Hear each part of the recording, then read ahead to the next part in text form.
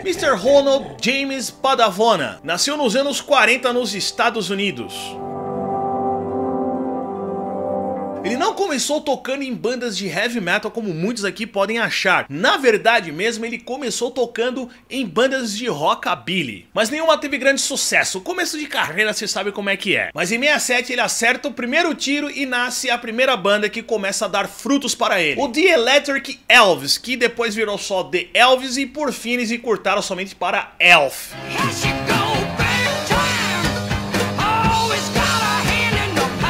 O Elf nasce de remanescentes do Ronnie Dio and the Prophets, sua banda anterior.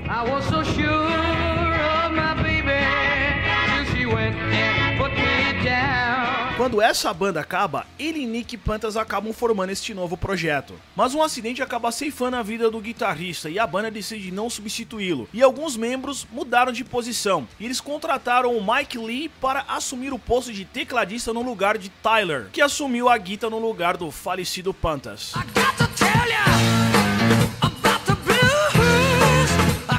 Pace e Roger Glover, membros do Deep Purple, foram os caras que produziram a primeira bolacha da banda. E daí pra frente eles tiveram um certo assim sucesso moderado dentro da cena local.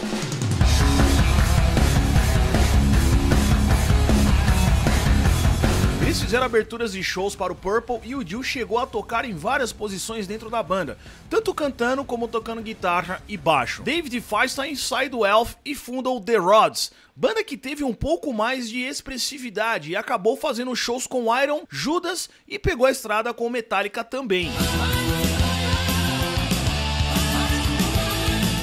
Conforme ele foi criando amizade e tocando com o Purple, Glover chama ele para participar do seu projeto solo. Isso foi em 74, Richmond acaba vazando do Deep Purple e ele chama o velho Dio para assumir a linha de frente do seu novo projeto, o Rich Blackmore's Rainbow, que depois só encurtaram para Rainbow. O projeto alavanca o nome dele e atrai os olhares para sua potência vocal. Mas a coisa pro Rainbow muda mesmo no seu segundo e consagrado disco, o Rising, que influenciou a sonoridade de bandas como Iron Maiden e Halloween.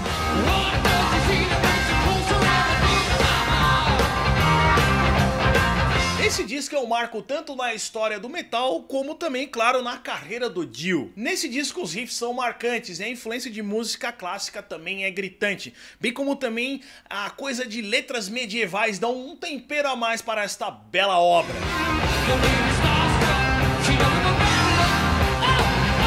A banda ainda lança mais dois discos grandiosos, o ao vivo On Stage em 77...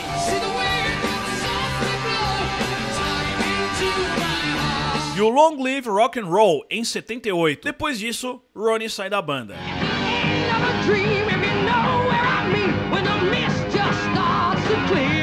Em 79 ele entra num puta de um desafio que poderia foder de vez sua carreira ou então elevá-la a um nível estratosférico. Simplesmente ele foi convidado para fazer parte da linha de frente de uma das maiores bandas do mundo, o Black Sabbath.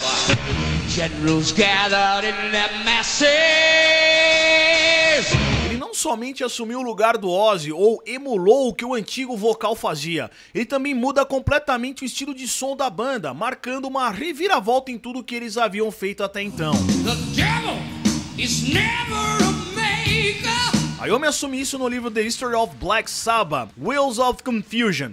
Ele disse, não foi só a forma de cantar, mas também a atitude. Ozzy era um grande showman, mas quando o Dio veio para o Black Sabbath, houve uma diferença de atitude, com uma voz diferente e uma diferente abordagem musical. Dio pode cantar sobre o riff, enquanto Ozzy segue o riff, como em Iron Man. Dio veio e nos proporcionou outra forma de escrever as músicas.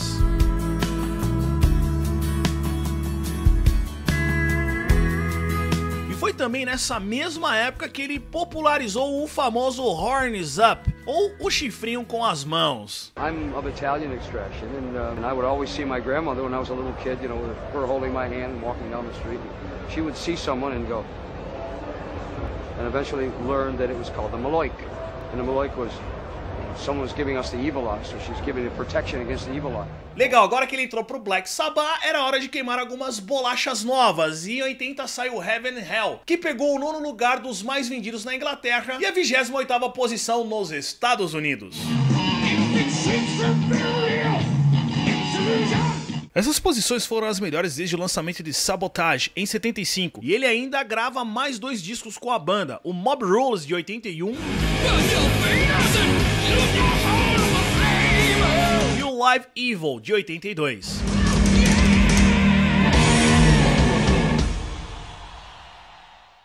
Mob Rules pegou bem entre os fãs, mas a tal da mídia especializada que se acha dona da verdade desceu o pau na bolacha e a revista Rolling Stones chegou a dar uma estrela para o disco. Bem, grande bosta, né? Já o Live Evil foi considerado o primeiro disco ao vivo oficial lançado pela banda e foi gravado na turnê do Mob Rules. Enquanto a mixagem desse disco rolava, as tretas começaram a pipocar e foi aí a principal consequência de o Dio ter saído da banda.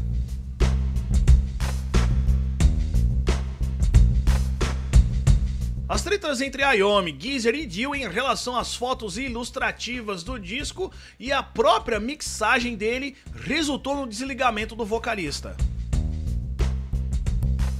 Ele saiu do Sabá em novembro de 82 juntamente com o batera Vinny Appice. Eles acabaram se juntando e formando uma banda chamada simplesmente The Dio. E começa aí uma sequência de discos grandiosos e uma nova fase na carreira do baixinho com voz de trovão.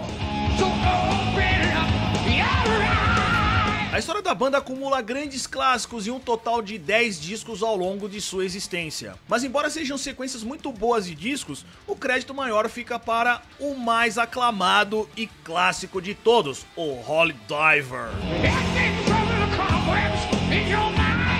O disco ganhou platina nos Estados Unidos, ganhou um game estrelado pelo vocalista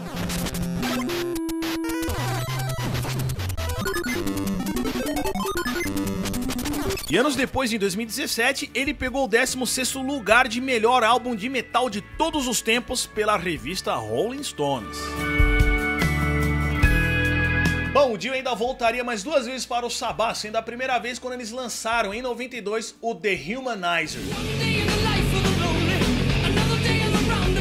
O disco não é um grande sucesso, mas foi o que comercialmente deu maior retorno financeiro desde 83, quando Born Again foi lançado com Ian Gillan na linha de frente da banda. Mas de novo, as ideias do Iommi entram em divergência com o vocalista. Tony achou uma boa ideia abrir os shows do Ozzy em sua carreira solo. Dio discordou, não achava que o Sabá deveria abrir shows, muito menos do ex-vocalista.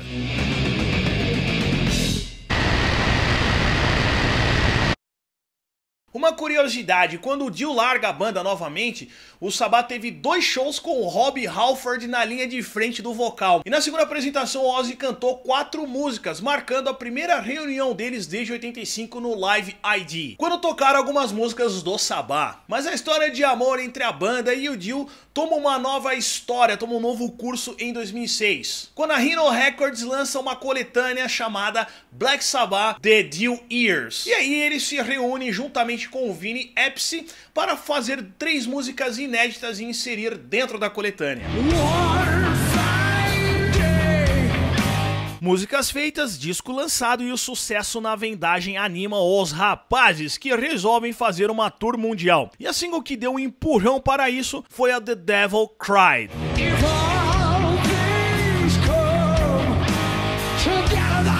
Como a formação clássica do Black Sabbath estava nativa, realizando alguns shows no Ozzfest e sendo incluída no Hall da Fama do Rock and Roll, os músicos decidem chamar o novo projeto de Heaven and Hell.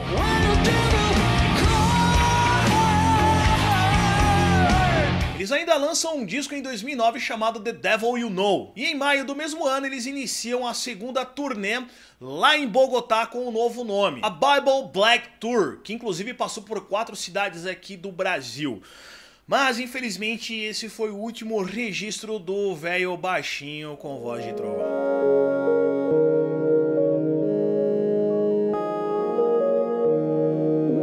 Em 25 de novembro de 2009, Wendy, sua esposa e empresária, anunciou que ele havia sido diagnosticado com um câncer no estômago e deu início a um tratamento de quimioterapia.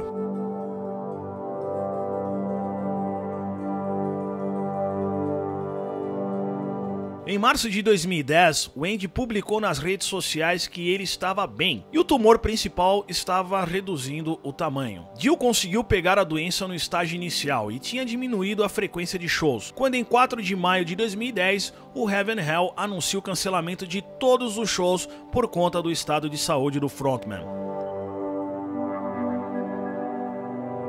Em 16 de maio de 2010, Dio falece e a esposa lança uma nota no site oficial. Hoje meu coração está partido. Ronnie morreu às 7h45 da manhã de 16 de maio. Muitos amigos e familiares puderam se despedir privativamente antes que ele fosse embora pacificamente. Ronnie sabia o quanto ele era amado por todos. Nós agradecemos o amor e o apoio que vocês têm nos dado. Por favor, nos deem alguns dias de privacidade para lidar com esta terrível perda. Por favor, tenham certeza que ele amava a vocês todos e sua música viverá para sempre.